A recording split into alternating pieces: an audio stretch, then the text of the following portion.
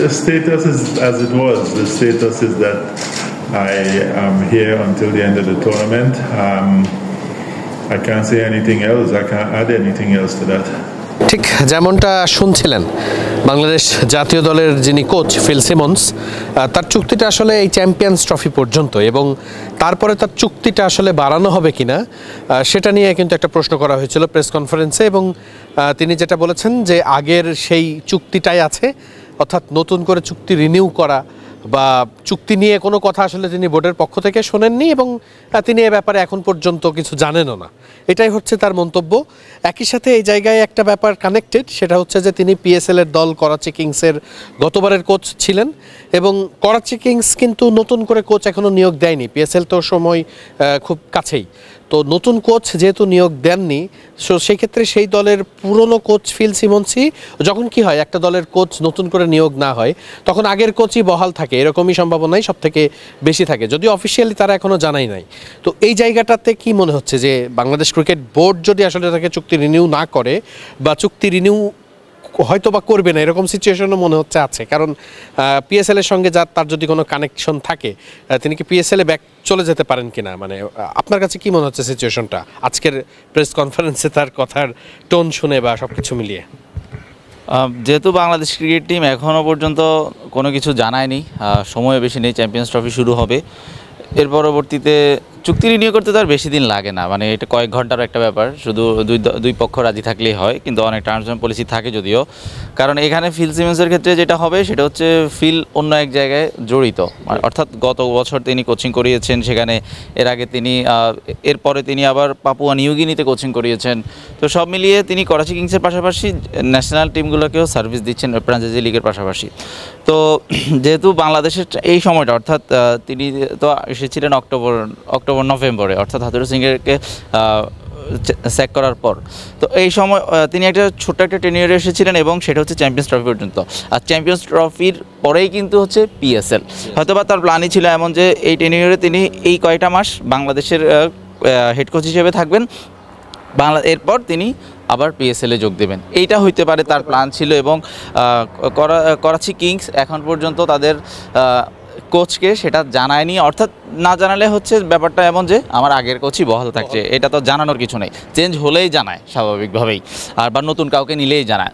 তো যেহেতু জানায়নি, আর বাংলাদেশ ক্রিকেট টিমে এখনও কোনো অ্যাপ্রোচ করেনি, এখন এটা হতেই পারে যে ফিল সিমন্সই হয়তো বা এই টেনিয়রে এসেছেন, তিনি আর চুক্তি বাড়াতে চান না, এটা হইতেই পারে, কারণ তিনি হয়তো বা ওই ফ্র্যাঞ্চাইজি লিগ ভিত্তিক কাজ করতে চান, ছোটো ছোটো টেনিয়রে আর নির্দিষ্ট দলের সাথে কাজ করতে চান।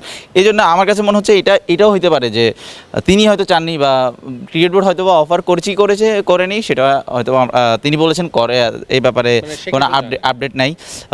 হতে পারে তিনি আগেই হয়তো বা বলে এসেছেন যে আমি এই 6 মাসই থাকবো, এরপর আমি করাচি কিংসে যোগ দেবো। আমার কাছে ব্যাপারটা এমনও মনে হচ্ছে। না, ঠিক তেমনটাই। আর আমরা যেটা সবসময় জানি যে বাংলাদেশ ক্রিকেট বোর্ড এমন কোচকেই সবসময় নিয়োগ দিতে চান যে নিয়ে আসলে পুরোটা সময় বাংলাদেশ ক্রিকেট বোর্ডের সাথে থাকবে, মানে তিনি ফ্র্যাঞ্চাইজি লিগে সময় দেবেন, এমন কোচকে আসলে বাংলাদেশ ক্রিকেট বোর্ড কখনোই চায়নি। কারণ যদি চেত তাইলে আসলে অনেক কোচই এখানে বড় বড় নামই দেখা যেত, কারণ বড় বড় নামগুলো আসলে এখন ফ্র্যাঞ্চাইজি ক্রিকেট নিয়ে খুব বেশি ব্যস্ত থাকতে চাই, কারণ সেখানে টাকার পরিমাণ বেশি, লাইফের ফ্লেক্স অনেক কিছুই আছে জড়িত এই জায়গায়। তো এই জায়গাটাতে ফিল সিমন্স নিয়ে আমার কাছে যেটা মনে হচ্ছে যে তাকে যেহেতু শর্ট টাইমের জন্য আনা হয়েছিল, কারণ চান্দিকা হাতুড়া সিংয়ের বিদায়ের পরে ওই শর্ট টাইমে কাকে আনা যায় সেই সময়টাতে ফিল সিমন্সকে খুব ভালো একটা অপশন বাংলাদেশ দল হয়তোবা ভেবেছে, চুজ করেছে।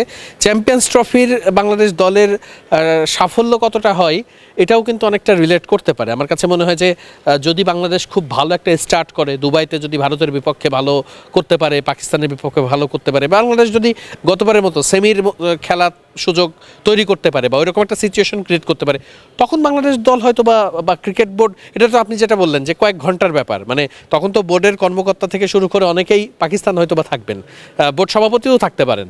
তো তখন যদি দলের সিচুয়েশন খুব ভালো হয়, এটা তো একটা চায়ের টেবিলে বসেই যে সিমন্স তুমি থেকে যাও, হতেই পারে, মানে এরকম সম্ভাবনা। এর আগে আমরা যেটা দেখেছি যে হাতুড়া সিংয়ের সাথে পাপন ভাইয়ের আমরা যেটা শুনেছি যে অস্ট্রেলিয়াতে যখন বাংলাদেশ দল গিয়েছিল সেখানে তার সঙ্গে দেখা হয়ে প্রস্তাবটা দেওয়া এবং সেখানে ফাইনাল হওয়া, তো সেই ব্যাপারটাও হতে পারে যে চ্যাম্পিয়ন্স ট্রফিতে কোচের সঙ্গে যখন বাংলাদেশ ক্রিকেট বোর্ডের কথা হবে, মানে যখন বাংলাদেশ দল ভালো করবে তখন হয়তোবা ক্রিকেট বোর্ড এই গুটির চালটা হয়তোবা নিজেদের কাছে রেখে দিয়েছে। মানে আমার কাছে মনে হয় এটাই।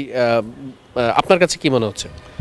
হ্যাঁ, হতে পারে। যদি বাংলাদেশ দল ভালো কিছু করে ফেলে বা নিজে চ্যাম্পিয়ন হয়ে গেলে সেটা তো তাকে আপনি কন্টিনিউ করলেন, সেক্ষেত্রে হয়তো আপনি পিএসএল এর ওই সময় বাংলাদেশের কোনো সিরিজের সাথে হয়তো কনফ্লিক্ট করবে। আপনি কোচকে বাংলাদেশ এরকম এক সিরিজের জন্য ছুটি দিবে কিনা একটা পিএসএল এর জন্য সেটা আমার জানা নাই, সেটা নিয়ে আমি কথা বলতেও চাই না।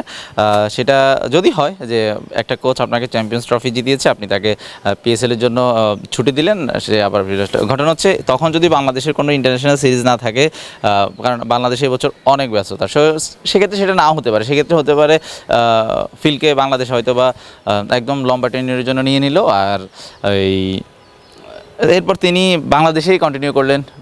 যদিও করাচি কিংসের সাথে যদি তার আগে চুক্তি থাকে, তারা মানবে কিনা এটাও একটা ব্যাপার। তো এখানে শুধু বাংলাদেশ ক্রিকেট বোর্ড আর ফিল সিমন্সের কাছে যে বল, তা না, বলটা যদি তার আগে থেকে আমি বলছি যদি তার আগে থেকে করাচি কিংসের সাথে এরকম কোনো চুক্তি থেকে থাকে, তাহলে কিন্তু ওরাও একটা স্টেক হোল্ডার, এই ক্ষেত্রে তিনজনই স্টেক হোল্ডার। সুতরাং আসলে এইটা একটা নতুন ইস্যু বলা যেতেই পারে। তবে সব কিছুই হয়তো আমার কাছে যেটা মনে হয় নির্ভর করছে চ্যাম্পিয়ন্স ট্রফিতে বাংলাদেশ দল কেমন করবে। কারণ যে কোনো জায়গার যে কোনো দলের সঙ্গে যে কোনো পরিস্থিতিতে চুক্তি থাকলে সেটা টার্মিনেট করারও ওয়ে থাকে। নিশ্চয়ই একটা জাতীয় দল, বাংলাদেশ তো নিশ্চয়ই বড় দল ক্রিকেটে, এবং এত বড় একটা দলের সঙ্গে হেড কোচ হিসেবে কাজ করার সুযোগটাও নিশ্চয়ই ফিল সিমন্স হারাতে চাইবেন না। তাই বাংলাদেশ দল ভালো করলে হয়তো বা তখন উইন উইন সিচুয়েশন একটা হয়ে যেতে পারে। আপাতত এটাই আমাদের কাছে মনে হয়েছে। মিরপুর শেরে বাংলা জাতীয় ক্রিকেট স্টেডিয়াম থেকে আমি আছি ওয়াহিদ মুরাদ, এবং আমার সঙ্গে রয়েছেন প্রতিবেদক ইশতিয়াক শাহরিয়ার শাও।